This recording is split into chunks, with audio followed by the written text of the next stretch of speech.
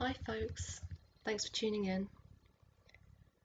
It's quite late here, it's almost midnight on May the 12th, and the reason for this late night excursion into YouTube is because tomorrow is quite a special day.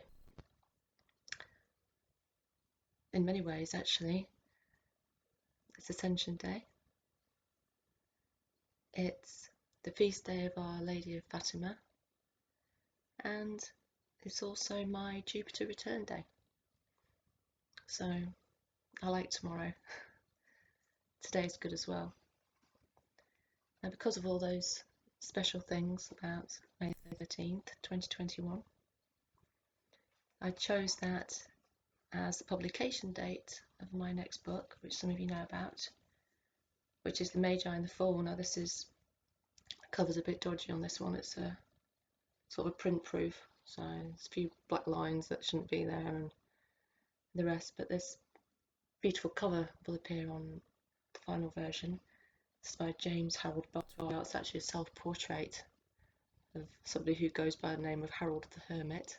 You can see why. So he's done the cover for it, and I've had some really amazing contributions from people, artwork and writing, from people like Russell Yoder has allowed me to use some of his articles within a similar tradition from the philosophers of nature, Mark Stavish, the occult historian Paul Weston.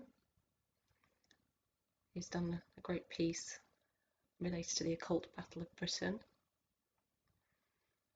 Other friends of mine, Cologero Salvo, Bishop, David Taormina, Nadia Muslic, and others have all sort of helped me pull this together, so thank you so much.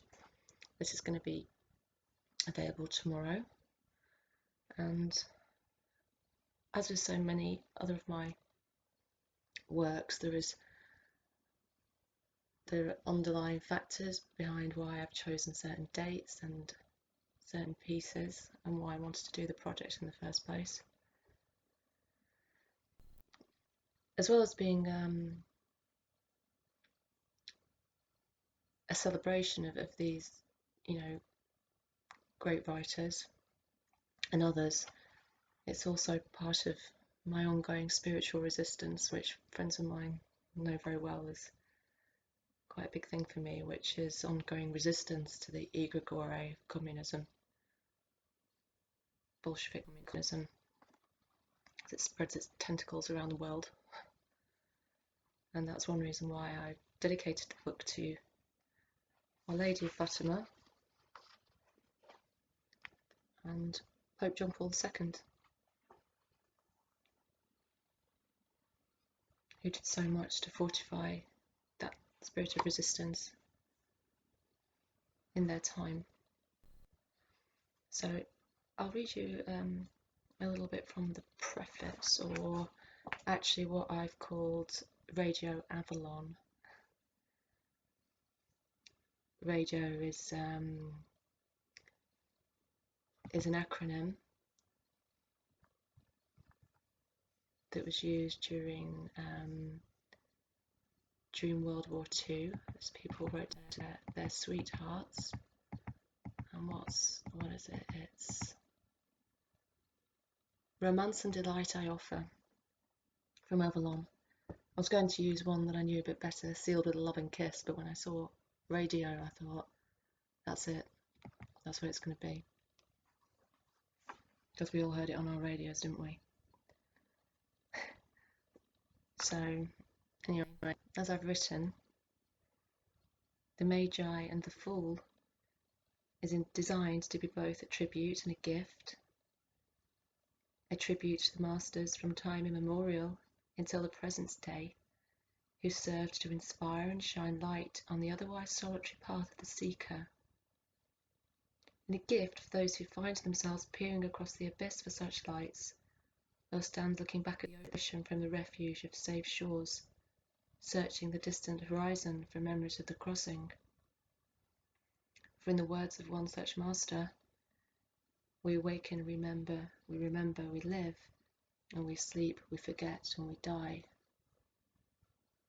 let us always be awake, in remembrance, and alive to the eternal light, which shone so brightly in the moment of our second birth, that it was able to reach across the whole of space, even if at times it was obscured by clouds. Cloud of unknowing, perhaps. I am profoundly grateful that so many people whose work I have long admired have shared some of their writing and artworks for inclusion.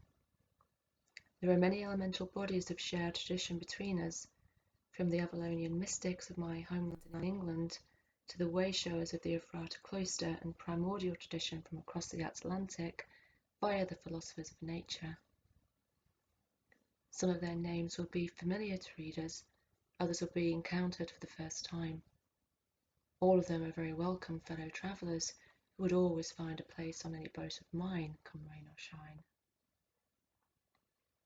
In this arc of remembrance for those I wish to keep alive in memory, I pay particular tribute to the flower of intelligentsia from Holy Russia, whose own crossing of the earth made them bear witness to some of the greatest trials ever faced by humanity, encompassing 2 world wars, bloody revolution, great personal tragedy, and forced exile from their motherland.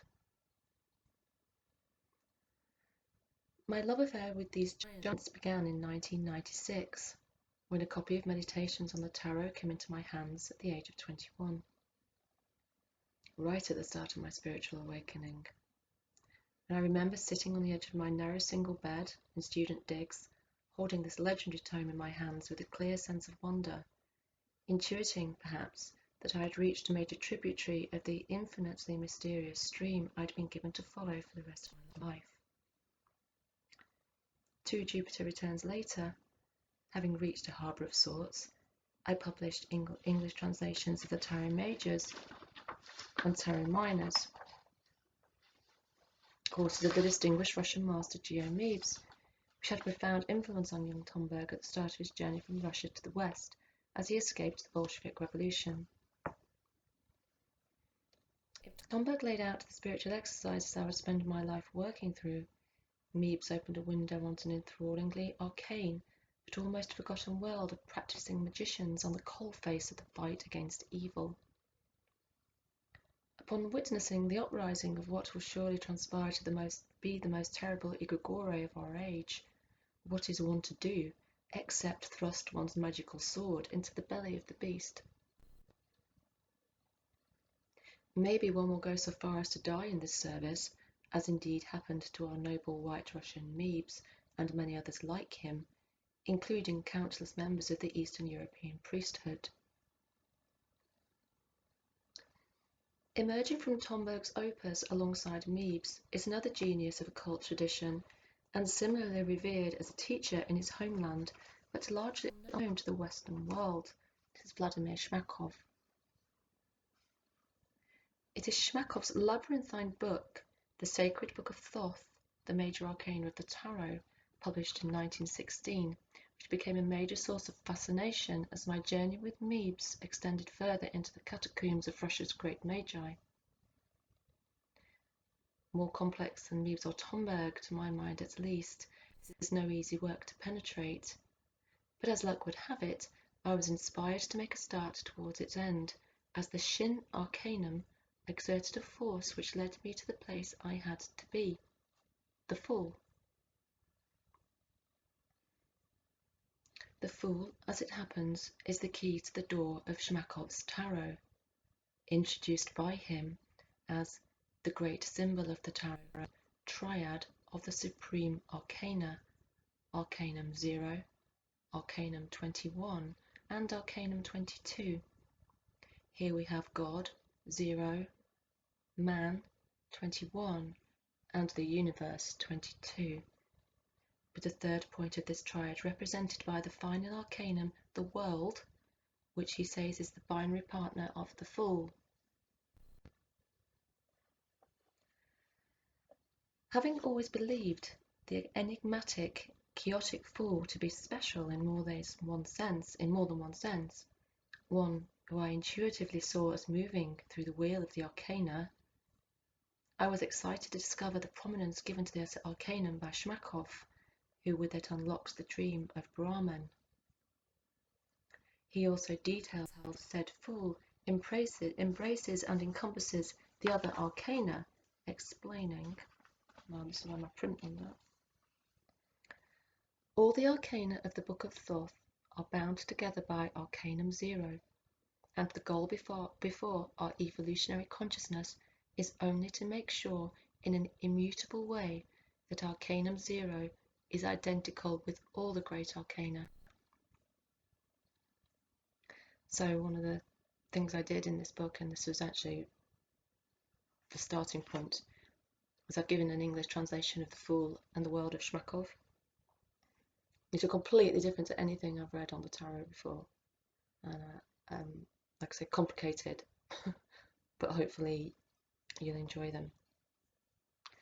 So having so far invited Tomberg, Meebs and Shmakov on board with a cameo role for the fabled Rasputin, thanks to esteemed occult historian Paul Weston, I was conscious of someone being missing, although I did know her name, as did they all, and not they alone, for she was also held in high regard by a pair of Russian emigres who are anything but forgotten, and those are Nicholas and Helena Rurik, who were good friends with this lady.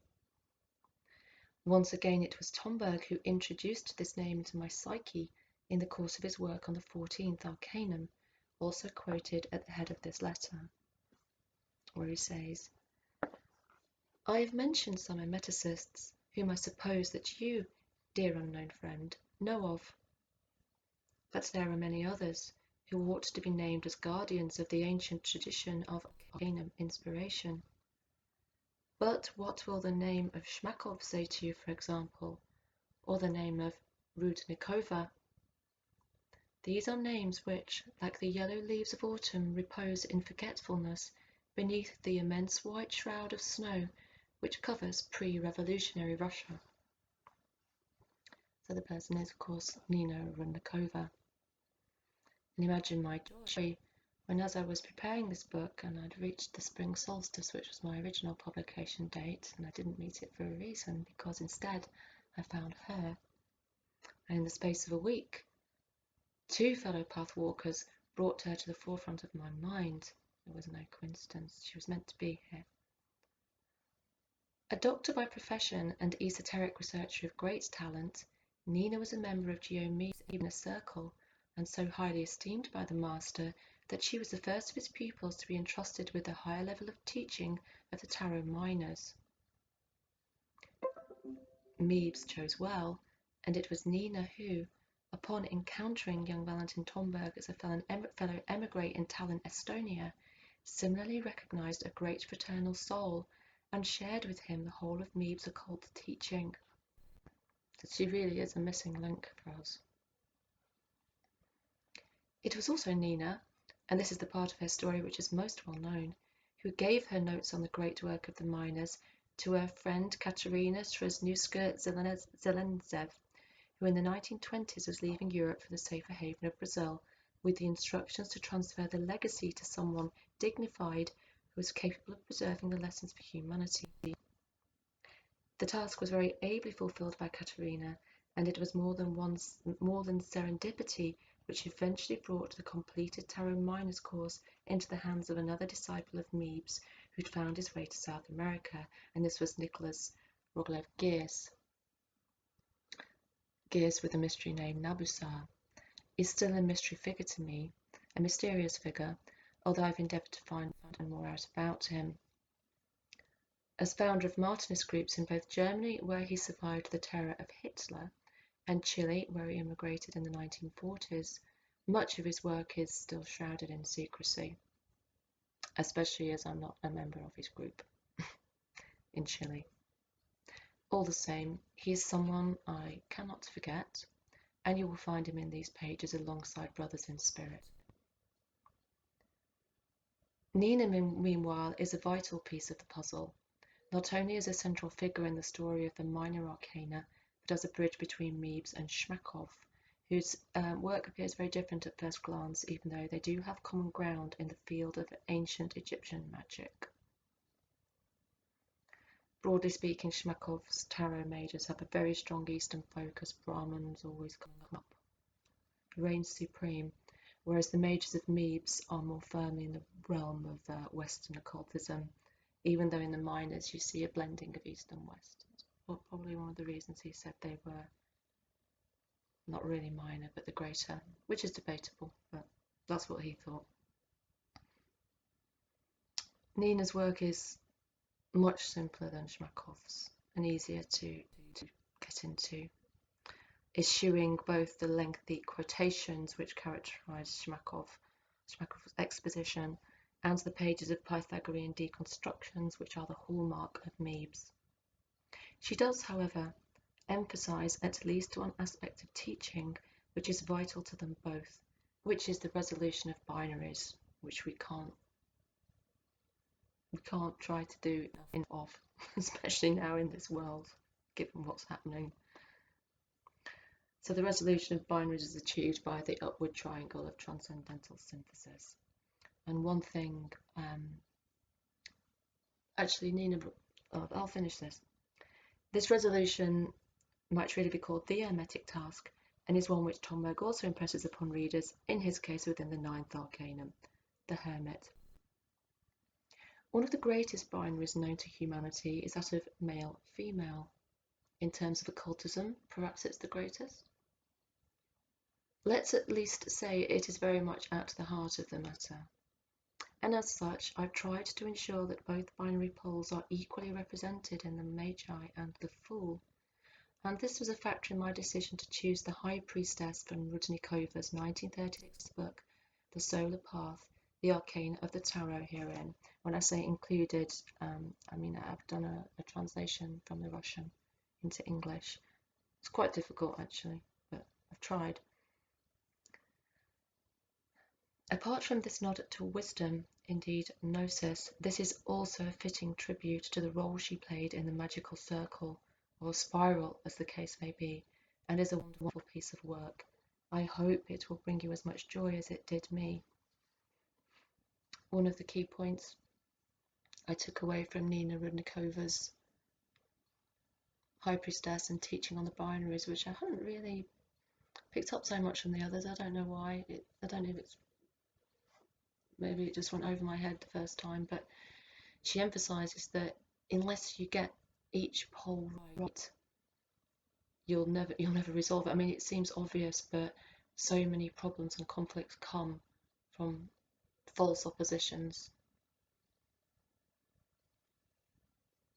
So in order to live well, to know how to live and to complete the hermetic work and to achieve this key task, to open that magic door, have to have the right poles facing each other, or you're not going to have a good triangle.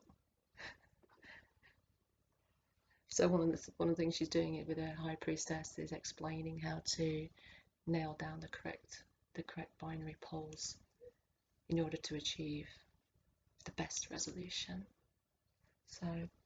So anyway, so I've done this, and hopefully people will like it. It was really, really difficult because I'm not an I'm not a book designer. So from a production point of view, I found it really, really difficult. So yeah, forgive me if it, if you think, oh, okay, that could have been a little bit better. I've tried, but I hope you enjoy it, and I hope you like some of these wonderful contributions people have given me. And I've, a little bit like, if any of you know my website, Alchemical Weddings, where I sort of share favourite quotes and works of art. I've tried to do something similar here, and some of the long articles might get a little bit rambling and appear a bit unfinished, but there it is. It had to be done by tomorrow. So it will be. Thank you.